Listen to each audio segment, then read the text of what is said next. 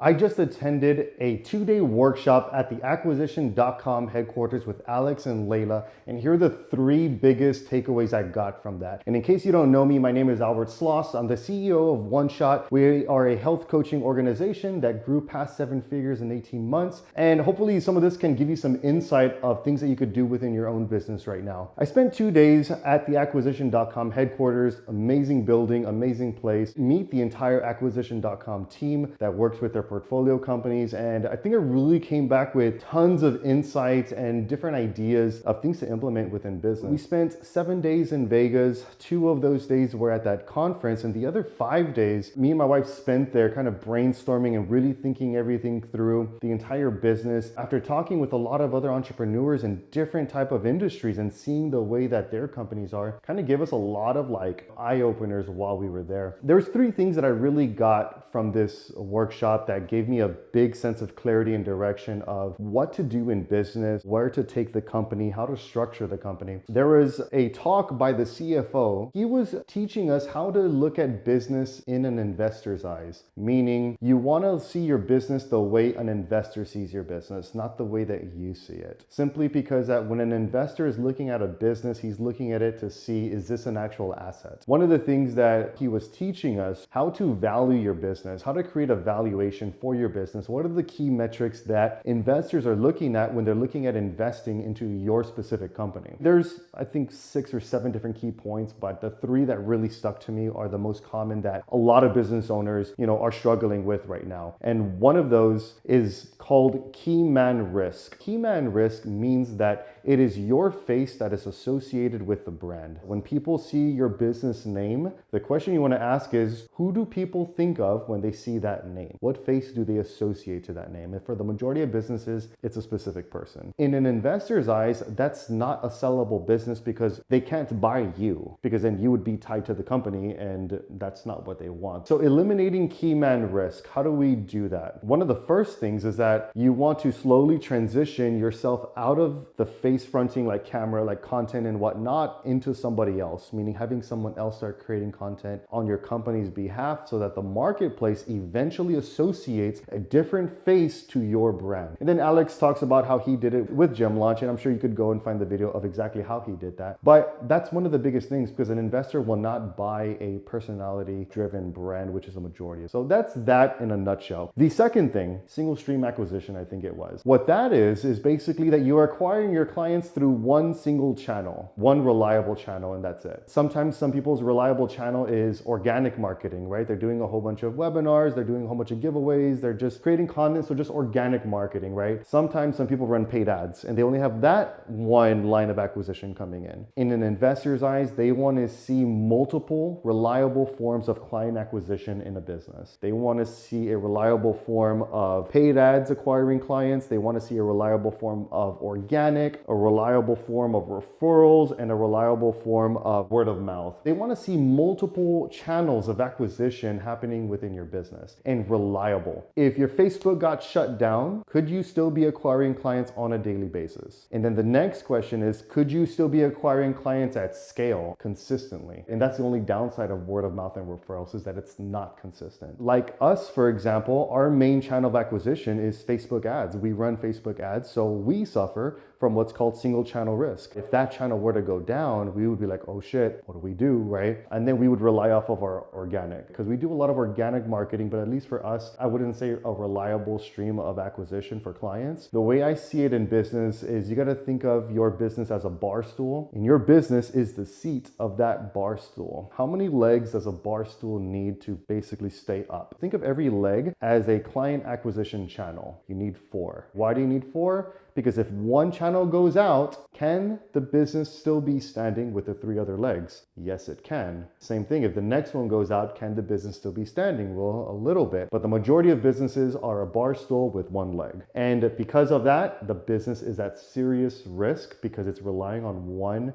acquisition channel. The third thing was recurring revenue, which is the hard part. 80% of your yearly revenue should be coming from recurring. And that was a huge thing even for us, because that seems like an extremely hard metric to be able to reach. What they look at is they're looking at, does this business have 80% of its revenue coming from recurring? And recurring is not your clients making monthly payments on a 6-month term or a 12-month term. No, think of recurring like your Netflix payment. If your Netflix goes out and you're regularly watching shows, if your card expires, you are very quick to get that card replaced and get it updated. Well, investors want to see the same thing in your business. They want something that's so sticky. When someone's card expires, goes out, they are quick to call and get it replaced. In business, you want to be able to create some form of sticky service that people must rely on. And again, this seems extremely hard, but it gets you thinking very differently, because then you start thinking, how else can I structure my business to have 80% of recurring revenue? Can I start selling this app for $50 a month for some form of access? Can I run someone's ads on their ad account and just have it a recurring type of membership like that, right? We want to think of sticky services that cost us little to nothing. One of the biggest things that got us from zero to, crossing over 100,000 months, we focused on just focusing on one specific avatar on one specific channel and selling one specific product. That's it.